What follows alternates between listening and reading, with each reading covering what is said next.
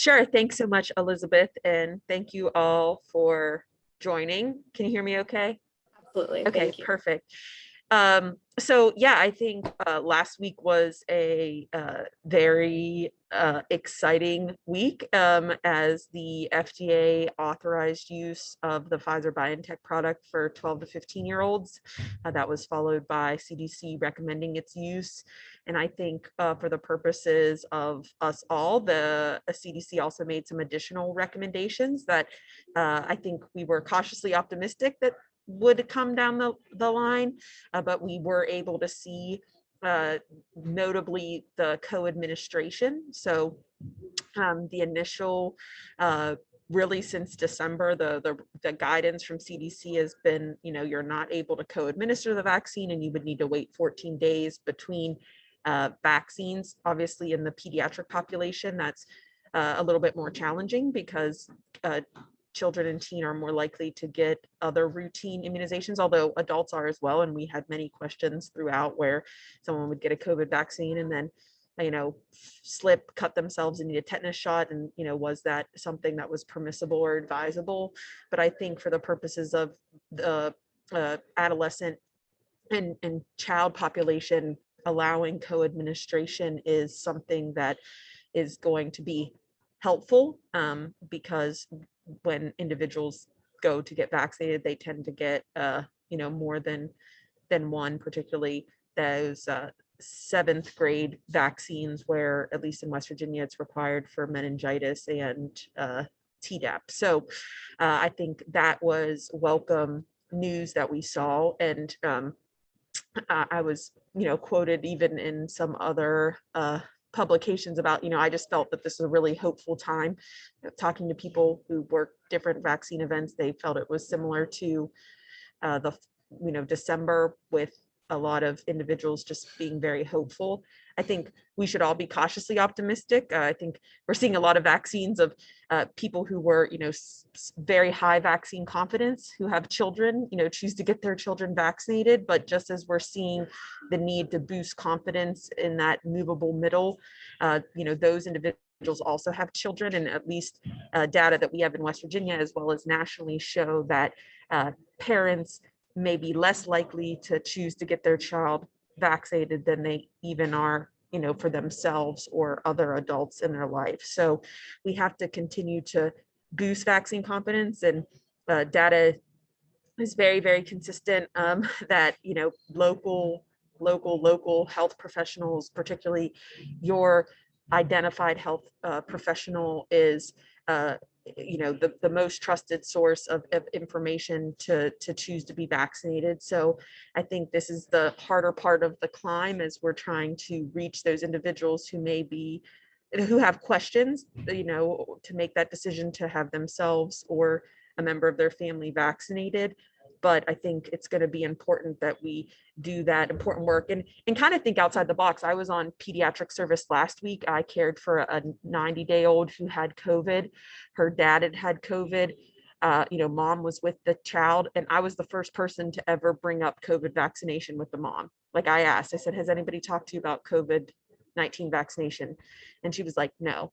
So, I think that we all can just be mindful. And I know that I'm going to definitely make a more concerted effort, because even though I'm very involved with this, when I was on wards, that was the only parent that I even asked if they had, got vaccinated against COVID. So I think we just have to kind of do that, dig deep and try to provide more, ask the question, and then also provide more of that education so that we can hope to see some of these numbers improve.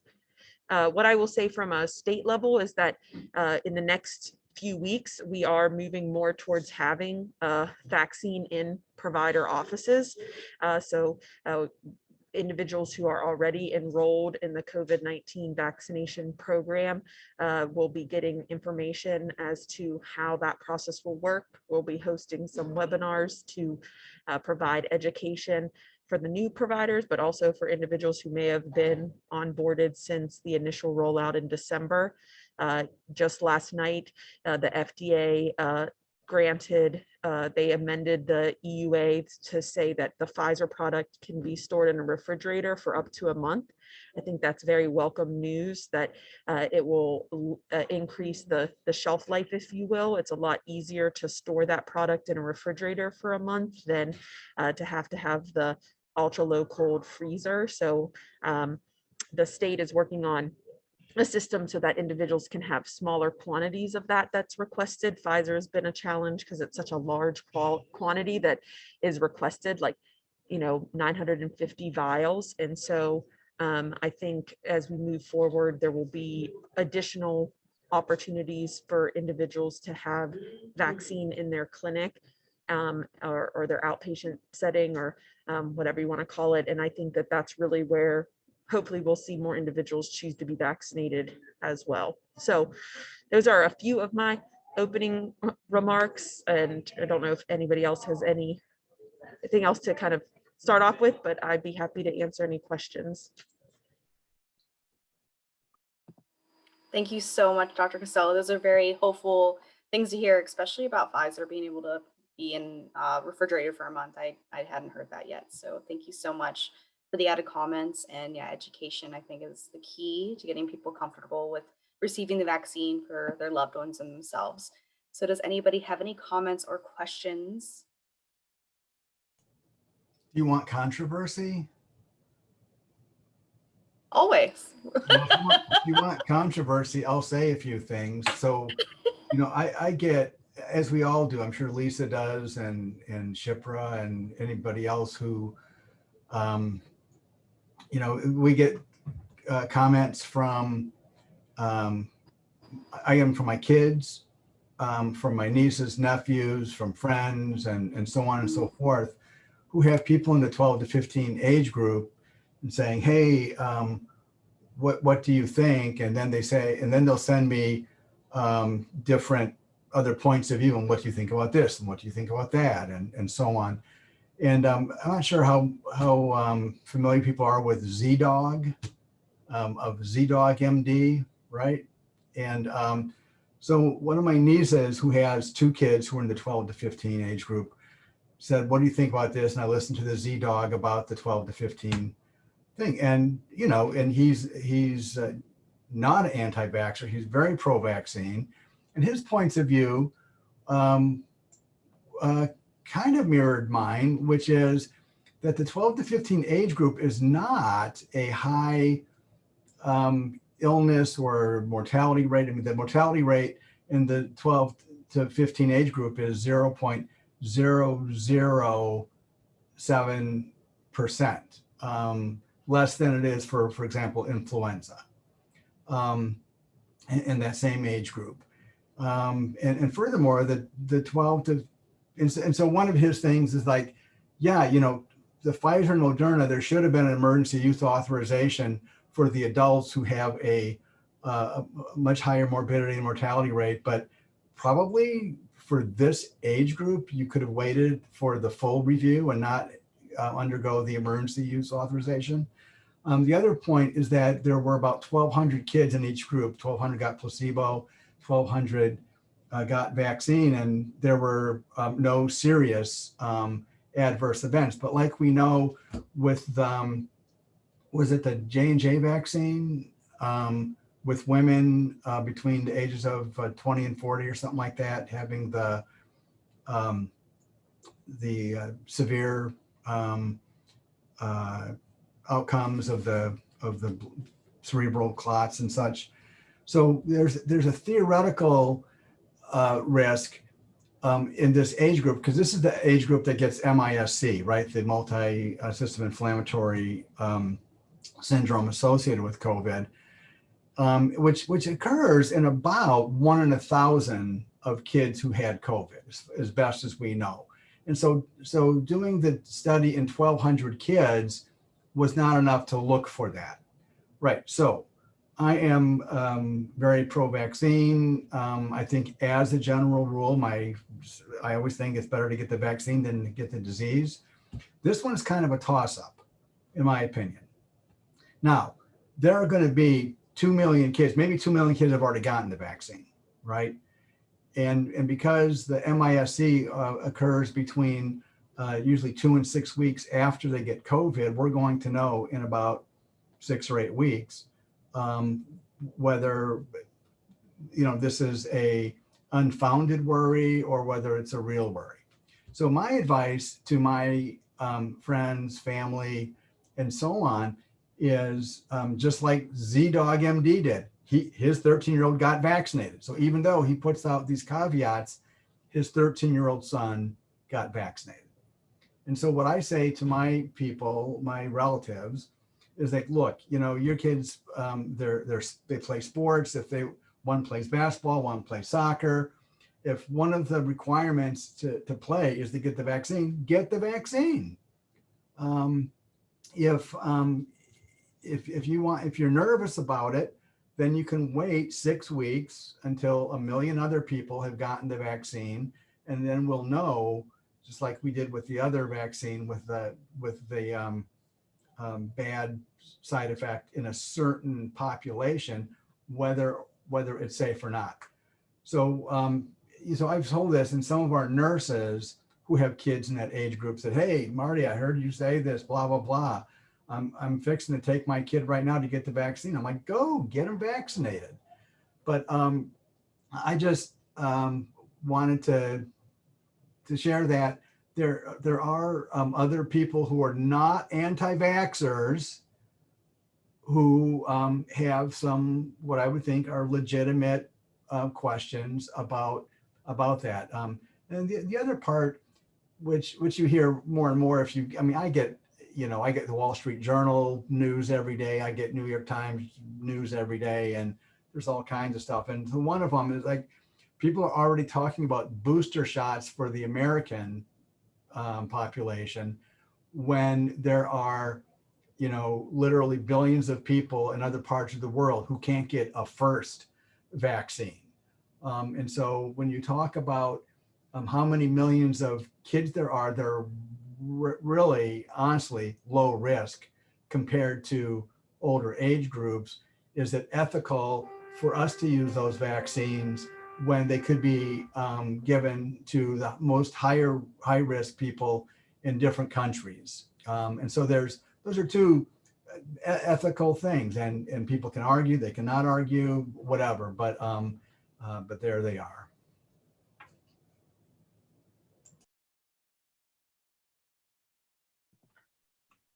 I would just share in a state of, I think that the viral vector vaccines are not authorized for use in this age group. And so those have been the only ones that have seen the clot that you referenced. And I guess if I was a parent of one of the 280 children who died from COVID, I would probably have a different opinion of wanting to be vaccinated.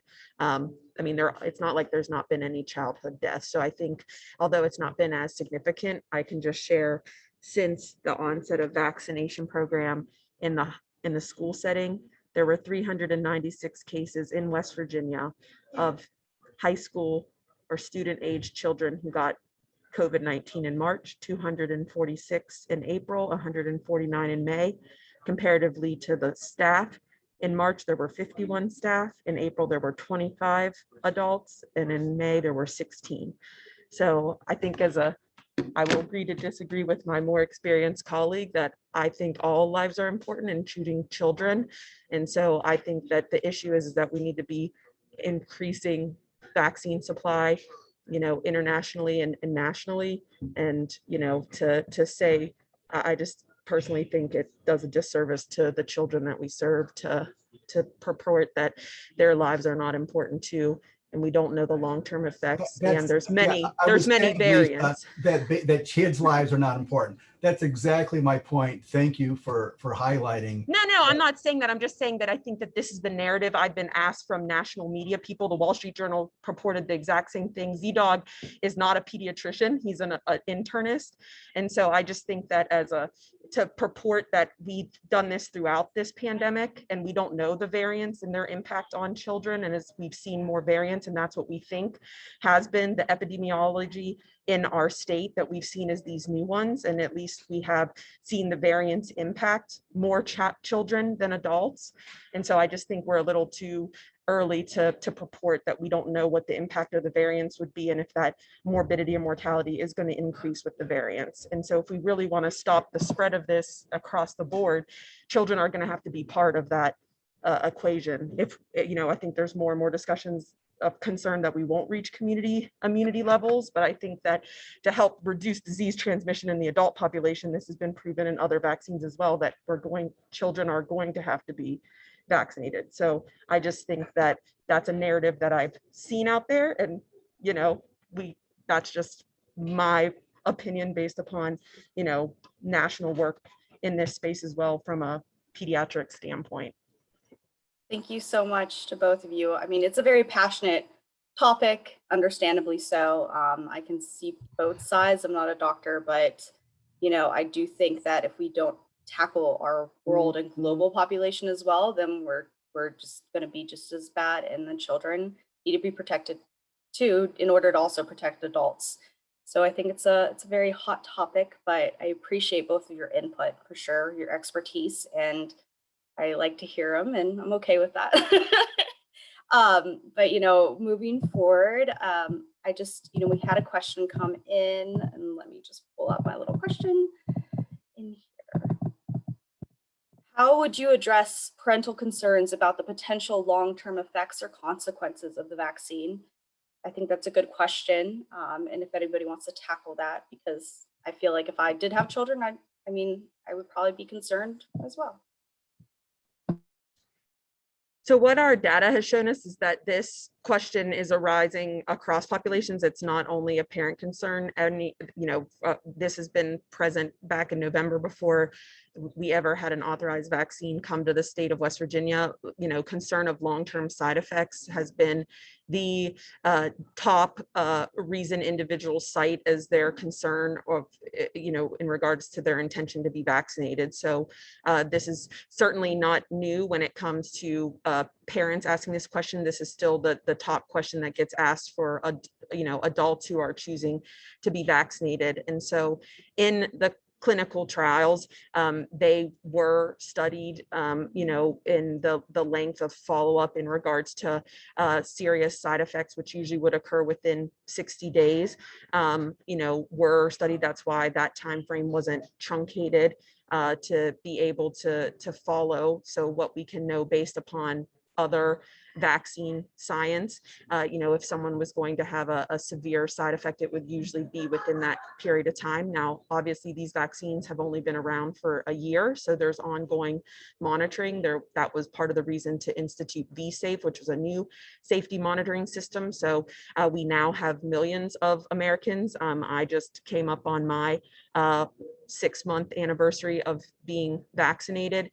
So I think that we continue to have to follow if there are any long-term side effects, but at least from what the clinical trials we've seen, there's no indication of long-term side effects. Comparatively, that we know and are learning more and more that individuals who actually do contract COVID can have long-term consequences, whether that's cardiac or neurologic or pulmonary related. So there are potential, particularly in children, individuals who have MIS-C or MIS-A. For adults who may contract that there can be longer term symptoms. So I think that is a common question that individuals receive, because we have seen that throughout. It's also the #1 cited reason for adults in regards to their concern to not be vaccinated. And so, we're basing this off of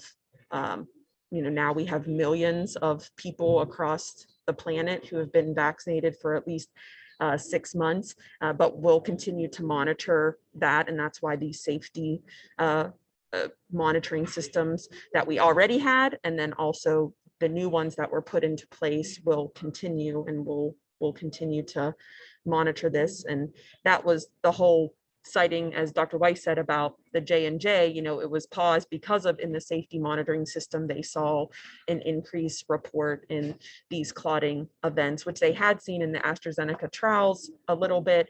And that's whether there was the thought of the viral vector. And so that's why they paused, because of the safety monitoring that goes on with those vaccines. So I think we provide the information that we have, and we have to be transparent in saying, this is what we know, but we will continue to have ongoing monitoring of these vaccines.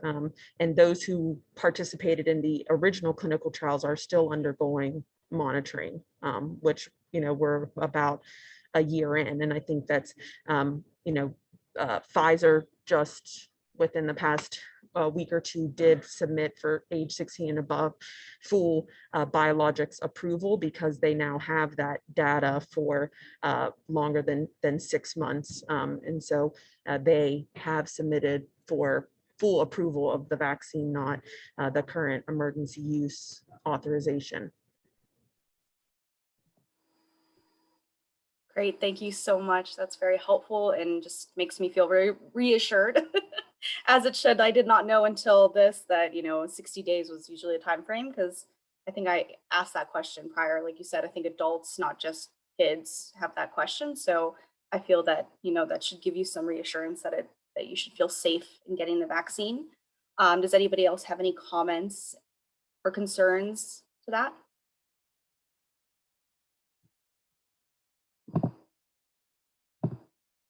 Right, if I can move on to the next question we got in the chat.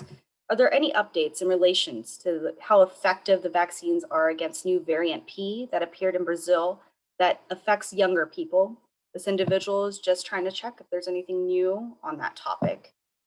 And I think like variants is another hot topic and concern, if how effective the vaccine can be.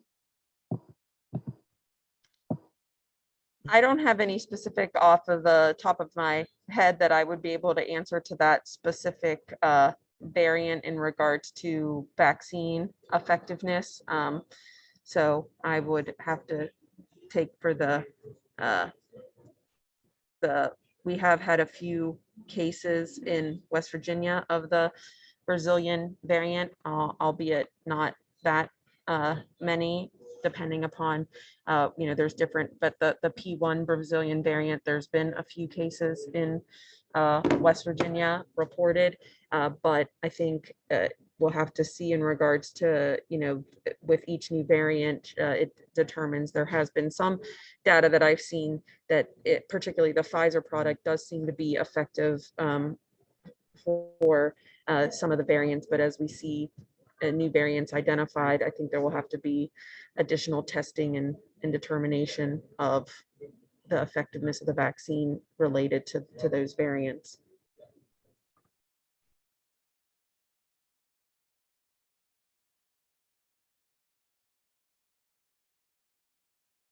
Anyone else have any comments or concerns about that? Sorry, I'm just checking out our chat. We have a couple more coming in. That individual said thank you as well. All right, the next question. Could anyone address the relaxing of mask recommendations for vaccinated people? The communication in the press has been confusing.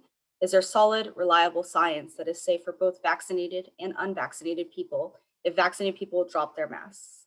I think I have that question as well. It is really confusing. I still wear my mask inside because I'm a hypochondriac and I have both my vaccines. But I think if they're saying also, like, how would you know? Like, somebody could just say they're vaccinated. Yeah, I'm vaccinated, and come in without a mask. So I think that is a very confusing thing as we try to go back to normalcy.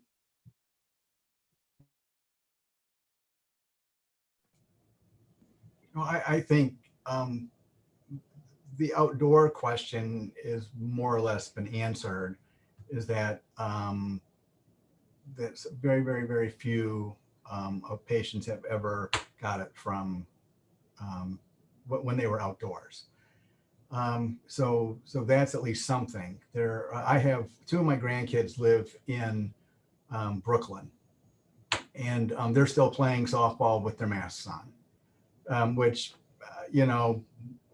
you have, two Democratic political giants. One is the mayor, one is the governor. So probably there's always going to be one on either side of that issue because they have to hate each other, I guess. But it seems to me that that question has been answered. There's not a risk for kids playing outdoors, and they should not have to wear masks if they're playing outdoors. Um, to sort of go along with the other vaccine question, for basketball is an indoor sport for the most part.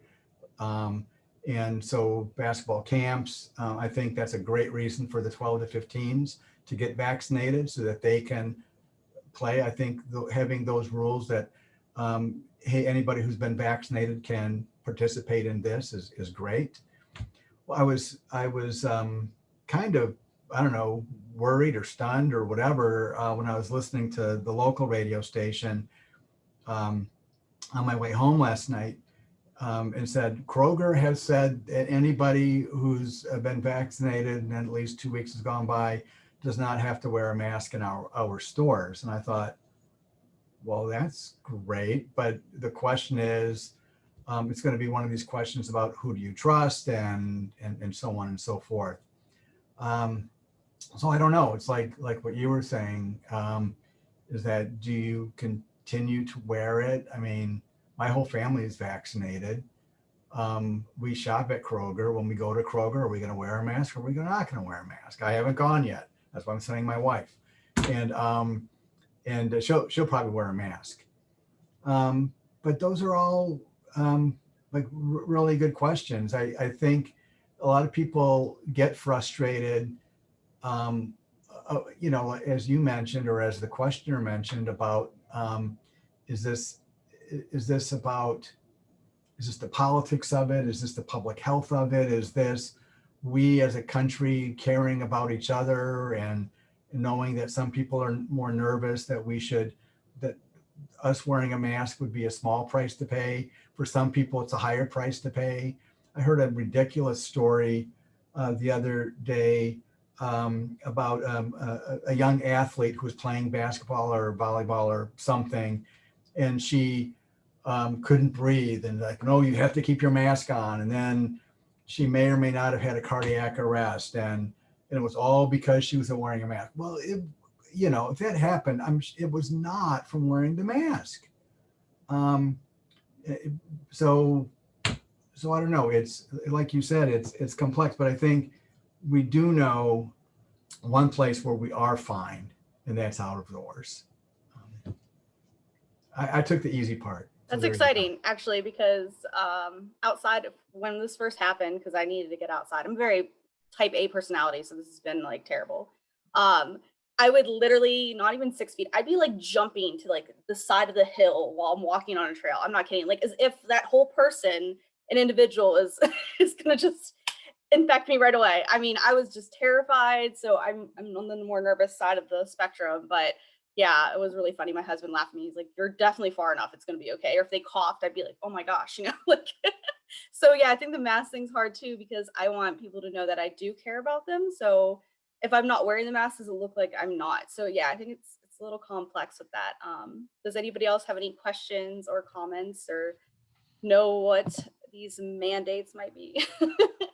So I just dropped. Oh, go ahead, Shipra. So I agree with Dr. Weiss, like the outside part is very simple, but indoors too, if you know your group is vaccinated, and we have been at meetings where we know the people we're in meeting with are vaccinated, and I feel comfortable taking my mask off and being more normal, which is not saying that wearing a mask is abnormal. I do act abnormal when I do go to Kroger.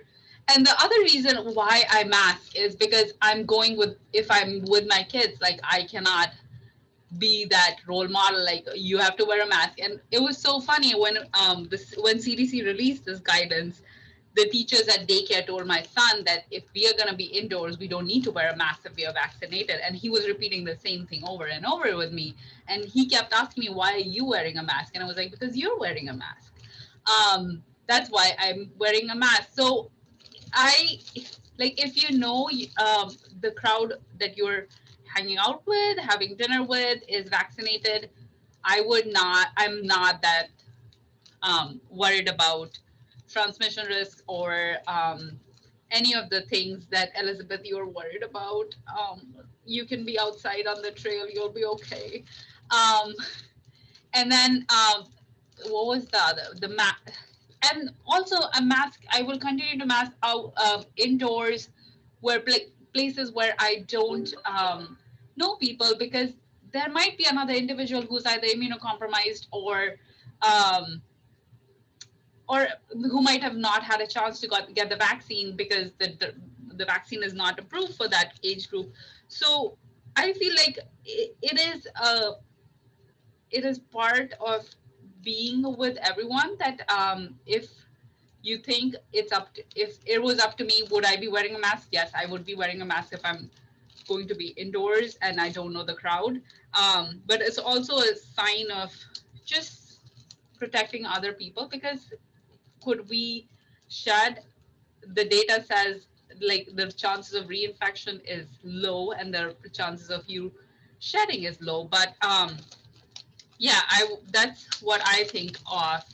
And something so I saw a patient yesterday that I had presented on in my MISC series, and um, that child had MISC, and she's the only one who we have followed and has cardiac issues, like her left ventricular function has not been the best. So she has been on um, limited activities and has been on aspirin this whole time. The whole family had COVID. So yesterday I was like, so what do you guys think about the vaccine? Did you guys get the vaccine?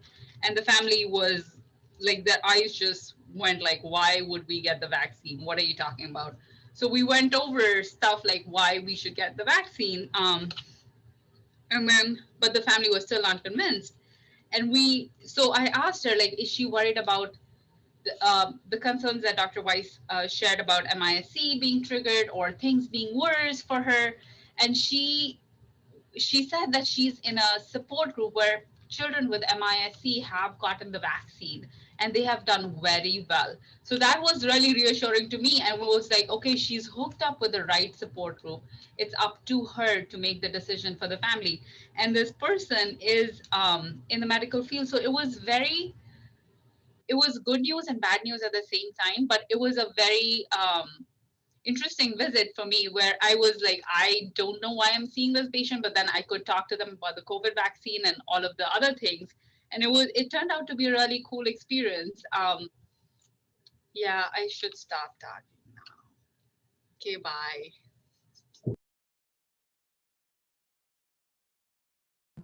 You're fine. Go ahead, That Dr. was really Costello.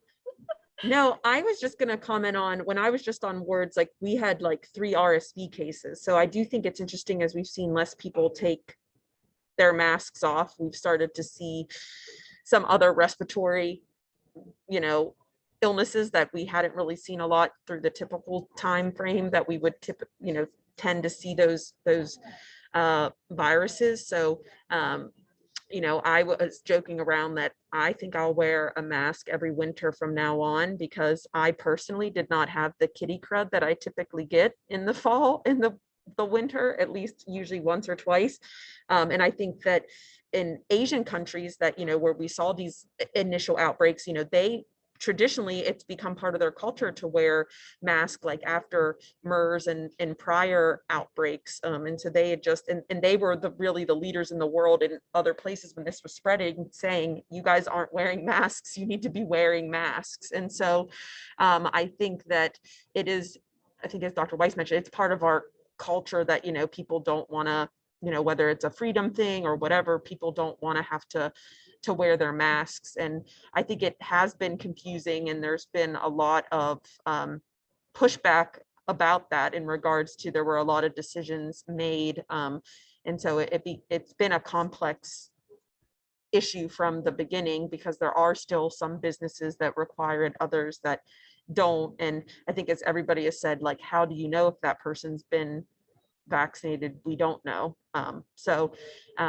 Yeah, I think that we'll have to continue to follow and see how, we see cases once there is, a longer period of time that there's been this recommendation to not wear masks. So we're just kind of like a week in. I clearly am still wearing my mask because I'm not quite convinced just yet. But yeah, I think time will certainly tell. Absolutely. Thank you so much. Yeah, I think, even myself being nervous, I think no one wants to wear it. I mean, it's not like the most comfortable thing in the world. And if you are nervous and you have panic attacks, that makes the panic attack a lot more fun. So like it is not always I great. mean, I have personally liked it because I can make a lot more faces behind the mask that people don't know. I've gotten very good at my nonverbals. And so I actually have had to be careful when I don't have it on to remember that my nonverbals are very apparent. I'm very loud, so it doesn't luckily stifle my talking. But like my dad's always like, I'm trying to hear him or my mom, and that made it complicated. So I mean, I think that it's understandable anyone who wants to, but also that it's so important and the environmental impact as well. I think it's good to use the reusable, washable kind. If we're going to go forward in the world and continue utilizing masks, especially like you said in the winter, I did not get the flu, and I get the flu shot, and I always get like I just have really bad luck with health, and so I didn't get sick, and I normally always get really sick. So that is an interesting thing and connection that I think we're kind of seeing. Does anybody else have any comments or personal stories like I like to share?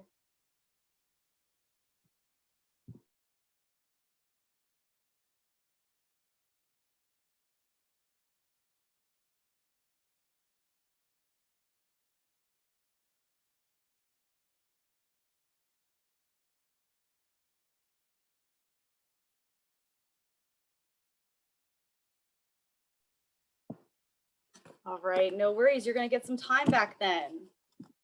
I see your face. Jennifer Boyd, do you have a question or anything? Nice to see you.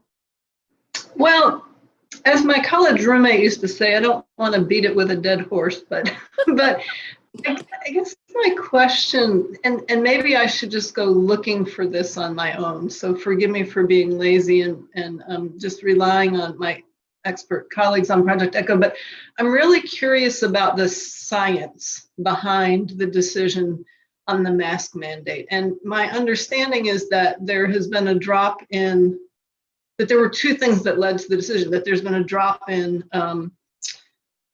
deaths and hospitalizations, and also that we're far enough out in the vaccine data now that there are good data that the vaccine protects against the variants and protects against transmission, and that was the reason. But so is that correct?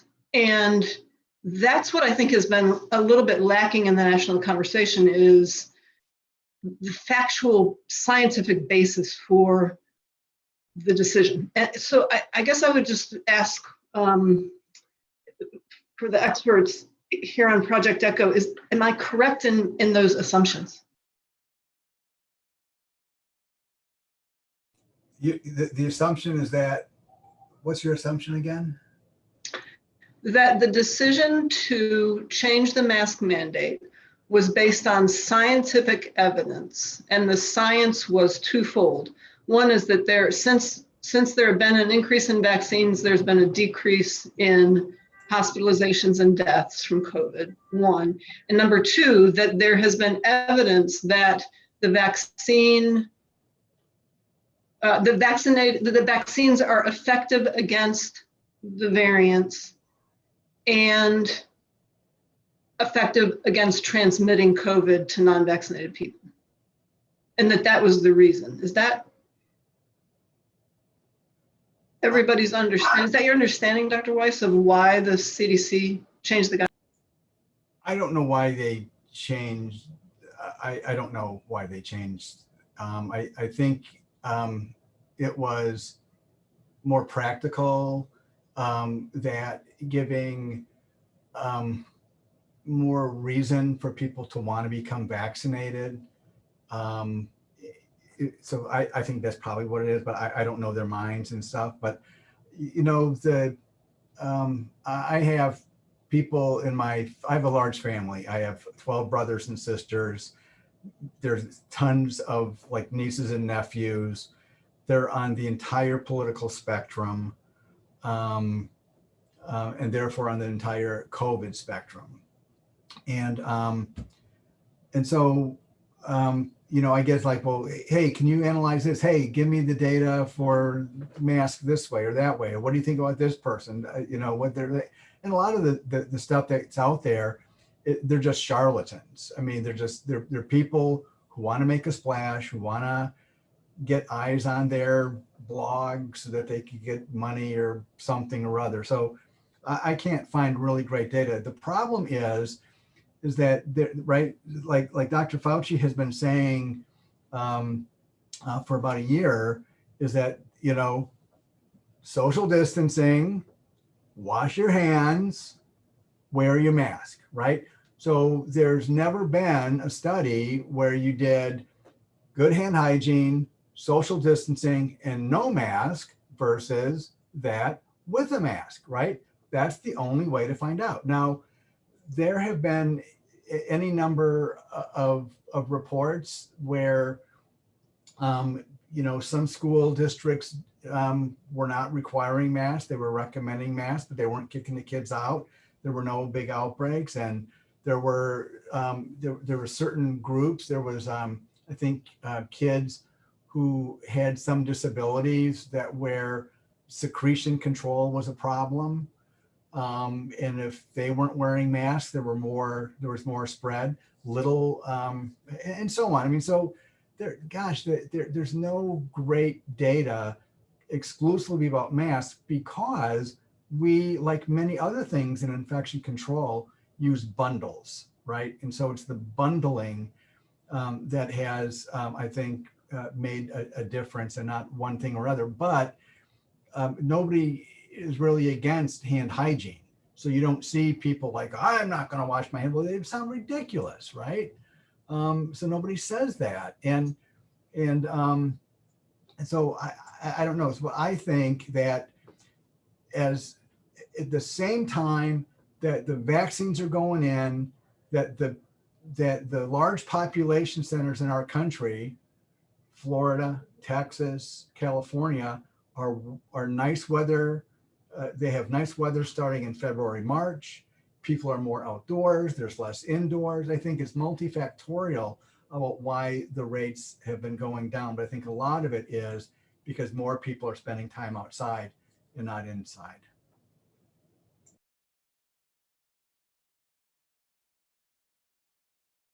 So I don't know if I answered your question, but that's my rant. Thank you. I agree. I think there's multiple people, like, I don't know why they made the decision they made. It's been, I think Dr. Weiss articulated that really well.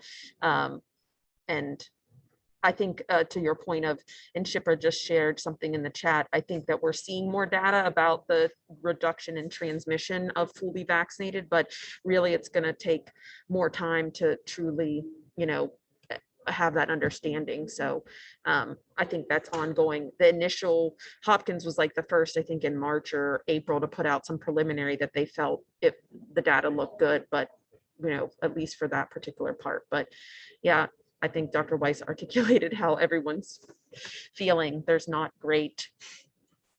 that desire that we want out there to have the science to support that. And I think that there is concern amongst some with the variants. They're looking at some of that data without really knowing the variants, because certainly that's what we're seeing in West Virginia. I mean, the B117 is the predominant strain that we're seeing now. That's what most of our cases are for. So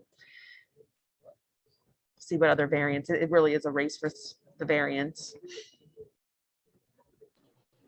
Thank you. Thank you so much. Appreciate the questions, and it is better just to hear from them than Google it. I mean, that's more fun.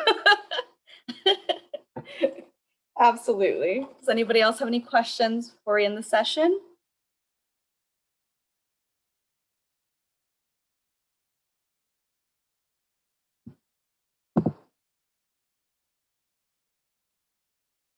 Also, we have something in chat. If you guys want to utilize that link, reduced viral load with infection in vaccinated people, now a full publication. Thank you so much for that. That's another really great link I can provide in our post recap. So all I have left is really just an announcement and our poll. So just give me one moment before you leave. And our next will be on June 3rd. So just keep a lookout for that email on our next COVID session. As always, really appreciate everyone's time for making it today and comments as we progress forward in our COVID world. So I'm going to launch that polling now.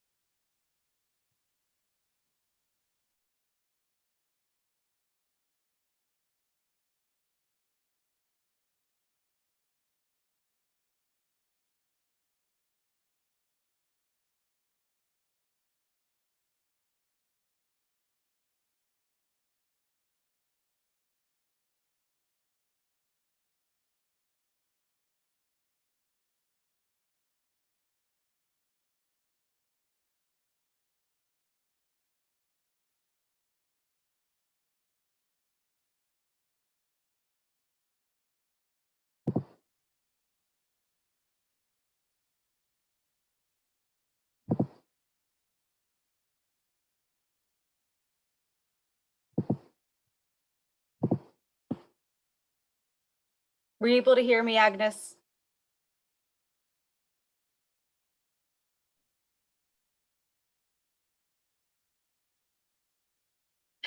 It's okay.